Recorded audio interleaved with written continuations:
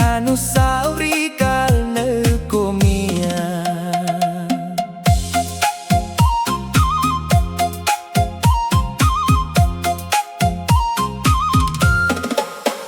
ព្រឹកព្រលឹមសូរស័ព្ទជួងវត្តក្លិនធូបអណ្ដែតតាមខ្យល់ផ្កាមរំរីក្បែររើបងធ្វើឲ្យបងនឹកផ្ទះមិនអាចបំភ្លេចមិនដែលកាន់ចង់ហាន់ទៅវត្តឪពុករៀបចំបាybិណ្ឌកូនឃើញហើយចិត្តសែននឹកថ្ងៃចាស់ចាស់ដែរយើងនៅជុំគ្នាឆ្នាំនេះបងនៅឆ្ងាយមិនបានទៅជួបគ្រួសារសូមផ្ញើចិត្តតាមខ្យល់ទៅកាន់អ្នកដែលបងស្រឡាញ់កាមរំអើយកាមរំរីក្នុងថ្ងៃជុំបិណ្ឌបងសូមផ្ញើក្តីនឹកទៅកាន់អ្នកនៅផ្ទះកាមរំអើយកាមរំសូមជួយប្រាប់ម្ដាយផ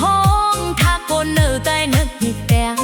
នឹកវត្តនឹកបងប្អូននឹកគ្រប់យ៉ាងដែលធ្លាប់មាន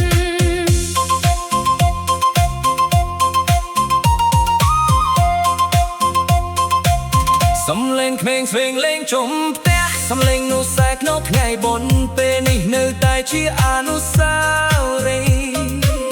ដែលបងរក្សាទុកក្នុងបេះដូងចង់គៀងភ្លឺនៅមុខវត្តព្រះសង្ឃសូត្រធម៌យ៉ាងស្នុកបងបួងសួងសូមបុណ្យនេះជូនដល់បបបបុរសគ្រប់រូបកាមរំអើយកាមរំរីកក្នុងថ្ងៃជុំបិណ្ឌ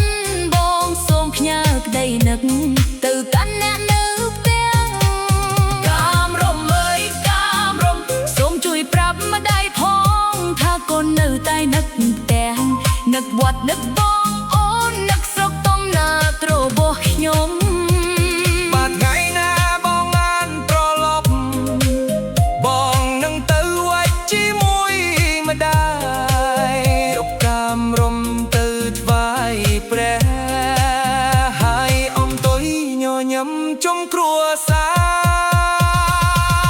កាមរំអើយកាមរំសូមរីកជារៀងរាល់ឆ្នាំសូមនាំសេចក្តីសុខដោយគ្រួសារខ្មែរគ្រប់ទីកន្លែងកាមរំអើយកាមរំសេចជុំបិណ្ឌកុំឲ្យបាត់ទោះកូននៅឆ្ងាយពីផ្ទះ